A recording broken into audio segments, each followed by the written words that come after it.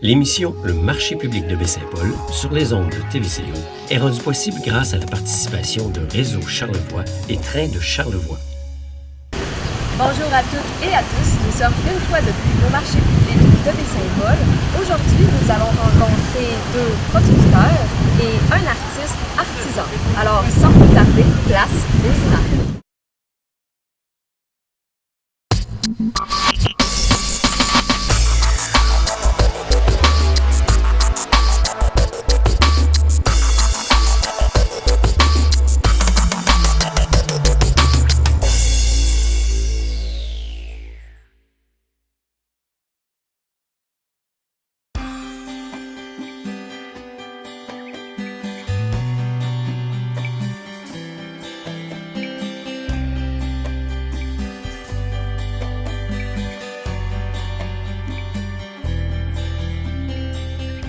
Donc, bonjour, nous sommes présentement avec Jean-Philippe Desindes, apiculteur, ici au marché public. Bonjour.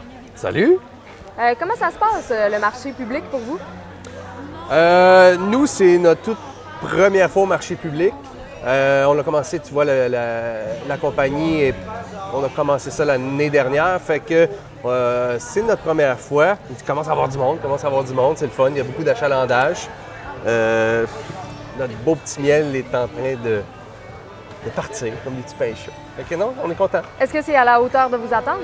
Oui, pour l'instant, écoute, on ne savait pas trop à quoi s'attendre, justement. On va voir avec la journée comment ça va se dérouler. Là. Mais pour l'instant, écoute, ça fait quoi, une heure et demie qu'on est ici. Puis, on vend du miel. On vend du bon miel. En vendez-vous ailleurs? Oui, c'est sûr qu'on a plusieurs distributeurs ici dans la région. Je ne sais pas, est-ce que tu veux savoir c'est quoi les distributeurs? Écoute, j'en vends chez Accommodation Baie-Saint-Paul, Fraîche, Arôme et Saveurs. On est aussi aux éboulements, au Jardin du Centre. On est où? À Lille aux Coudes, on a la fabrique de Lille, qui ont décidé de prendre nos produits. On a une couple de places de même, là. Puis, comment ça a commencé? Moi, je suis biologiste de métier. Puis bon, on est venu ici dans la région. Moi, je travaillais un peu comme producteur maraîcher. J'aidais un peu. J'ai fait aussi de la sériculture ici. La sériculture, est-ce qu'on peut préciser c'est quoi? Ben écoute, c'est des serres, c'est de la production de tomates en serre finalement, ou de micro-légumes, ainsi de suite, mini-légumes. Puis tranquillement, pas vite, finalement, je voulais me partir ma petite entreprise à moi. Je tripe sur les insectes, les abeilles, bien sûr. J'ai fait des stages en apiculture un peu partout, juste pour, finalement, mon plaisir. Mais en bout de ligne, écoute, on se lance. Ça fait combien de temps? Là, c'est ça, on est dans notre deuxième saison apicole. Puis c'est ça, là, on grossit tranquillement, là, mais sûrement. Comment avez-vous commencé? Comme vraiment là, pour partir tout ça par rapport aux abeilles? Bien, c'est sûr que moi, là, j'ai acheté une dizaine de colonies. Je me suis dit, je vais commencer en grand. J'avais fait, tu sais, je m'étais un peu familiarisé aussi avec le domaine auparavant, mais j'ai décidé de m'acheter une dizaine de colonies. Ça a très bien fonctionné, fait que durant la même été, j'ai réacheté encore 6 colonies matures dans le coin de Québec. Il y avait un gars qui vendait ça, des belles colonies. Fait que je décide de grossir quand même plus rapidement que je pensais. Cette année, on divise nos colonies. Bien entendu, on divise toutes nos colonies pour avoir plus de ruchers, donc plus de miel, plus de ressources. Puis voilà, de fil en aiguille, écoute, on grossit, puis ça prend de plus en plus de notre temps. On parle de quelle espèce d'abeille? Bien, c'est sûr que là, c'est toute l'italienne. Là. On a beaucoup de carnica ici. Là, c'est sûr qu'il y a des croisements aussi et tout, là, on s'entend, mais c'est ça, c'est de la mellifera. C'est l'italienne. Par rapport à vos produits, avez-vous plusieurs types de miel? Bien, oui, on a plusieurs types de miel, mais pour l'instant, là, on vient de sortir notre première mielée d'été. Donc, c'est laquelle? Ça, c'est notre miel d'été. OK. Présentement, ça, c'est un rucher, là. Il y a d'autres ruchers aussi qui s'en viennent. Donc, la texture change, le goût change d'un rucher à un autre, donc d'un emplacement à un autre, finalement. Là, je suis en train de faire mon miel baratté, donc une espèce de petit du miel crémeux qui est c'est beaucoup plus doux. Ça a une texture plus... c'est un peu comme un beurre, finalement. C'est un beurre qu'on appose sur les toasts. C'est très, très, très en demande, là. Fait que un petit miel crémeux, miel d'été, là, c'est ça. Le processus pour faire une espèce de beurre de miel, est-ce que c'est difficile? Bien, c'est ça, c'est du barattage. Donc, c'est du fouettage? Barattage, fouettage, plusieurs fois par jour, plusieurs jours en ligne pour atteindre la consistance là, voulue. Fait que oui, c'est quand même un long processus. C'est pour ça que ça me prend un petit peu plus de temps puis qu'il n'est pas ici présentement parce que je suis en train de le faire présent, tu sais. Là, on voit qu'il y a des petits pots, on voit qu'il y a des pots un peu plus gros. Pouvez-vous nous montrer la différence, Oui. en fait? Ben, c'est-à-dire, j'ai deux formats. On a décidé, l'année dernière, on avait uniquement le petit format. Mais bon, je pense que les gens, ils veulent, tu sais, les familles, là, ils veulent un beau gros format. Fait que, on a deux formats. Le petit 340 ici. Puis le double. OK. Le double, le 680 grammes. Donc, on pourrait dire que c'est le format familial. Ouais, ben regarde, écoute. Oui, mettons. Là. Fait que le gros, le petit format, notre miel d'été, ça va être sensiblement la même affaire aussi pour notre miel, le miel baraté, le miel, tous les prochains miels qui s'en viennent finalement. Fait que pour l'instant, c'est deux formats. Là, c'est oui. écrit non pasteurisé. Qu'est-ce qu'on Oui. entend par... C'est un miel non pasteurisé, donc non chauffé. Ce qui fait en sorte que le miel, il garde toutes ses propriétés, ses bonnes propriétés. Quand il est chauffé, le miel, ben, il perd un peu de tout. Là. Je veux dire, ça devient uniquement quasi du sucre. Tu sais. Donc, par propriété, on entend nutriments aussi? Oui, exact, c'est ça. Vitamines, nutriments, les enzymes, tu sais, je veux dire, c'est vivant du miel. Là. Ça évolue dans le temps. Non, ça évolue clairement dans le temps. Là. Tu vois que même celui-ci, là, il est un peu trouble. Bien, c'est qu'une mini cristallisation qui s'est entamée. Là. Ça doit être le petit nectar de pissenlit qui cristallise ultra rapidement. Donc, il va évoluer, ce miel-là. Là. Sa consistance va évoluer, sa couleur. C'est vivant. C'est pas vivant, mais on s'entend que... Mais pasteurisé, il ne bougera jamais. Là. Ça va rester liquide. OK. Puis, en fait, il faut le rappeler aux gens, quand ça cristallise, en fait, c'est normal. Oui. Ça vient en... Processus naturel, normal. Il suffit de le mettre au micro-ondes, par exemple, Ben, quelques secondes. non, je vous dirais que le micro-ondes, c'est un peu intense. Là. Un petit bain-marie, ça va faire la job. Vous allez garder les belles propriétés du miel. Là.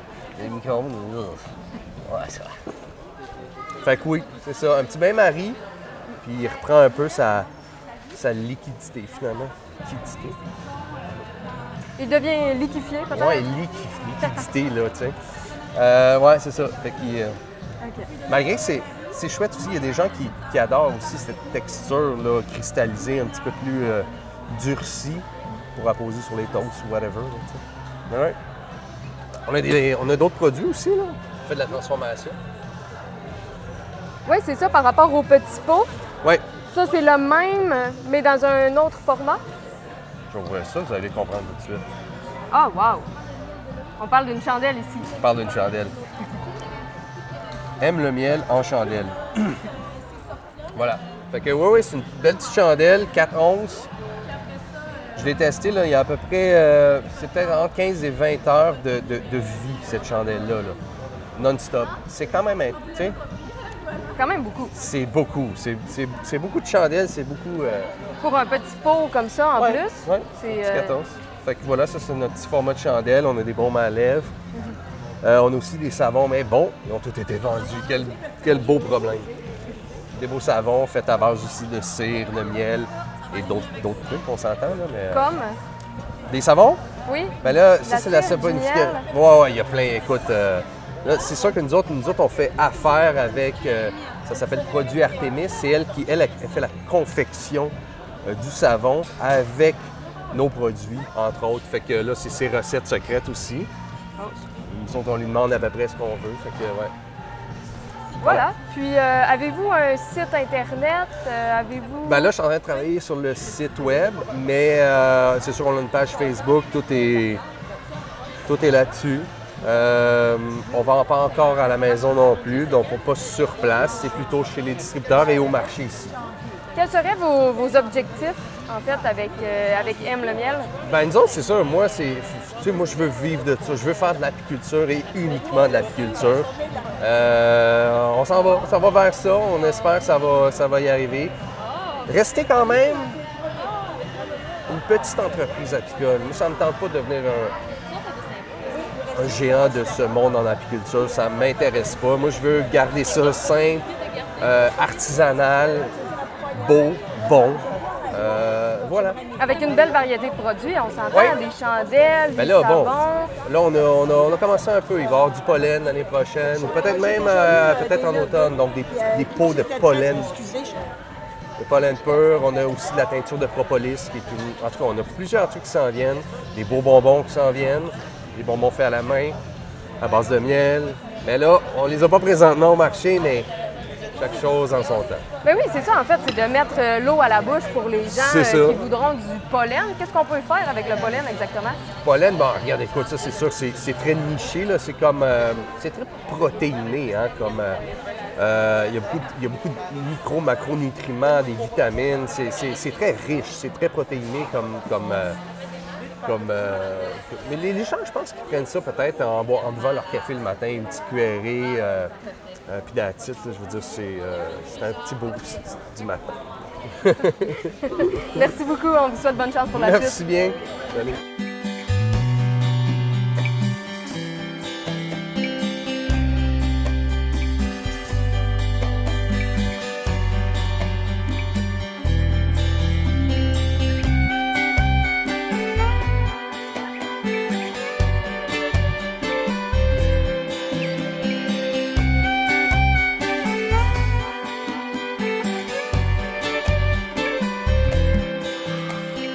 Nous sommes présentement avec Frédéric Tremblay. Bonjour. Bonjour. Alors, vous êtes deux. Qu'est-ce que vous faites en fait? En fait, c'est un beau projet familial qu'on a développé. La fabrique, atelier boutique qu'on a sur la rue Saint-Joseph. Un projet de vie pour être proche de nos enfants. On a 3 petites filles à la maison. Alors, c'est pour rester à la maison avec eux, avec elles. Et puis, c'est ça, moi, j'ai développé le côté plus pictural et ma copine a développé de belles céramiques, comme vous voyez ici. Ça ressemble à quoi le processus de création de la céramique? Le processus de création, en fait, ma copine Mireille développe plusieurs techniques différentes. Elle va travailler le pot pincé, comme vous voyez ici, très texturé, où ce qu'on voit les traces de doigts. Et puis, vous voyez les glaçures, comment qui accrochent à ce moment-là quand c'est travaillé comme ça. Elle travaille aussi en galettage, où ce qu'elle va imprégner justement sur un vieux tissu. Et puis, elle va ensuite mettre sur une forme pour donner la forme au truc. Et bien sûr, elle va tourner de beaux gobelets et de belles pièces aussi. Alors, un processus composé de plusieurs techniques différentes. Oui. Parlez-moi un peu de vos peintures. Bien, les peintures, pour moi, en fait, c'est un voyage. Chaque peinture, c'est un voyage en tant que tel. Et puis, j'ai beaucoup de techniques différentes aussi. Je travaille l'aérosol, je vais travailler l'acrylique, le dessin. Et puis, j'essaie de composer toujours des choses originales et très colorées. J'adore la couleur dans la vie, alors c'est ça. Les gens aiment bien ça aussi, mettre ça sur leur mur, des belles pièces colorées. Donc, c'est beaucoup imagé. Oui. On parle pas vraiment d'impressionnisme, on parle d'une espèce de mélange d'abstrait avec des formes qu'on peut voir aussi. Oui, effectivement. Le règne animal est bien présent. Parfois, il y a d'autres compositions où on va avoir justement des vieilles granges, des thématiques de Charlevoix. Mais en fait, au niveau technique, oui, on pourrait parler d'un mélange d'abstraction et de figuration en même temps, oui, effectivement. Et puis, beaucoup de rappels comment je pourrais dire, de formes géométriques aussi. J'aime beaucoup la géométrie. Alors, souvent, je vais travailler avec la géométrie aussi. Ouais. Ça fait combien de temps? Ça fait combien de temps que je travaille la peinture? Ça fait peut-être 5 ans. Avant ça, j'étais sculpteur. Et puis, c'est ça, je continue à faire de la sculpture, mais le côté pictural a pris beaucoup de place dans ma production. Oui. Avez-vous un point de vente précis? Oui, le Musée d'art contemporain, ici à Baie-Saint-Paul. Et puis, en fait, nous avons aussi Charlotte à l'île aux Coudes. C'est un bon point de vente aussi pour nous. Ouais. Et puis, on a bien sûr l'atelier boutique chez nous sur la rue Saint-Joseph à Baie-Saint-Paul. Ouais. Avez-vous un site Internet? Oui, en fait, on n'a pas de site Internet, mais bien sûr, tout le monde est sur Facebook. Alors, La Fabrique est sur Facebook aussi. Vous pouvez nous suivre sur Facebook. On met beaucoup de choses en ligne quotidiennement. Ouais. Donc, vous avez de la peinture, de la poterie. Là, vous avez dit que c'était familial. Oui. En fait, c'était quoi au début? Au début, ça a toujours été un projet quand on s'est rencontrés à l'École des métiers d'art, moi et Mireille, ma conjointe. Ça a toujours été un but pour nous d'avoir un atelier boutique chez nous, où on allait montrer comment on travaillait aux gens et puis faire la promotion nous-mêmes de nos pièces aussi. Parce que oui, on a des points de vente à l'extérieur, mais on sait qu'il y a des pourcentages qui se prennent et tout ça. Nous, on voulait être aussi autonomes et essayer de vendre nos trucs par nous-mêmes chez nous. Est-ce et que au marché, bien c'est sûr. à la hauteur de vos attentes aujourd'hui? Aujourd'hui, le marché, ça a été super bon. Il y a du monde. La température est vraiment belle. Alors oui, aujourd'hui, ça a été à la hauteur de nos attentes pour la journée, effectivement. Oui. Là, je reviens un peu à votre processus de création. Oui. Quand vous faites de la peinture, en fait, avez-vous besoin d'un lieu calme? Oui, en fait, souvent, je vais commencer le commencement de mes toiles dans un moment de solitude, un moment solitaire, mais par la suite, pour terminer mes toiles, souvent, je vais les terminer en public et puis ça me dérange pas. J'adore quand les gens me posent des questions quand je travaille. Oui, j'aime bien ça. Ouais. Donc, en public, ce serait dans votre atelier ou dans les rues? Plutôt à l'atelier. Quand les gens passent, ils viennent me voir. Souvent, je sors le chevalet dehors et puis j'en profite quand il fait beau comme aujourd'hui pour montrer mon travail aux gens. Puis c'est ça, de faire de belles rencontres aussi parce que les gens, ils sont vraiment intéressés. Et puis, on a beaucoup de gens qui sont intéressés par la culture. Quand ils viennent ici dans Charlevoix, on le voit, ils ont des questions, sont vraiment intéressés. Ouais. Vous avez dit que Charlevoix était dans vos peintures. Comment vous transmettez exactement? Bien, Charlevoix, parfois, c'est des thématiques. Parfois, comme ici, vous voyez, les escoumins, c'est un beau beluga. Un animal fétiche pour moi parce que j'ai de la famille qui vient de l'île aux Coudes. Et à l'île aux Coudes, les gens sont appelés les marsouins et les marsouines. Et alors, le marsouin est le beluga, en fait. Alors, moi, ma descendance vient justement des marsouins. Alors, c'est ça. Ça en est un exemple. Comme je montrais tout à l'heure, la vieille grange que ça me désole un peu qu'on a de moins en moins. Ici, dans Charlevoix, il commence à écraser de plus en plus là, avec les hivers qu'on a, là, avec beaucoup de précipitations et tout ça. Alors, c'est un passé qu'on est en train de perdre, un passé visuel qu'on est en train de perdre. Un peu comme les goélettes en bois qu'il y avait sur le fleuve avant. Maintenant, c'est tous des bateaux en métal, en fer. Alors, c'est une époque qu'on est en train de passer. D'ailleurs, cette toile-là s'appelle Le Temps. Ça l'évoque ça, le passage du temps. Ouais. Donc, on peut dire qu'il y a un volet instructif, éducatif à vos peintures. Ben, je dirais peut-être pas jusque-là, mais il y a toujours une petite histoire en arrière, effectivement. J'essaie que ça soit quand même cérébral aussi pour les gens, que les gens comprennent que ça a été pensé aussi. Je dis que c'est un voyage à chaque fois, mais c'est un voyage pensé quand même. Ouais. Qu'est-ce que vous envisagez pour la suite? Sérieusement, que j'envisage pour la suite, d'en vivre tout simplement, puis c'est ça, de ne pas avoir à travailler pour quelqu'un d'autre. Présentement, je travaille aussi pour la commission scolaire de Charlevoix, je fais de l'enseignement, et puis éventuellement, j'aimerais me consacrer à mon art à temps plein. Ouais. Donc, on vous souhaite bonne chance pour la suite. Merci beaucoup, ma chère. Merci. Salut.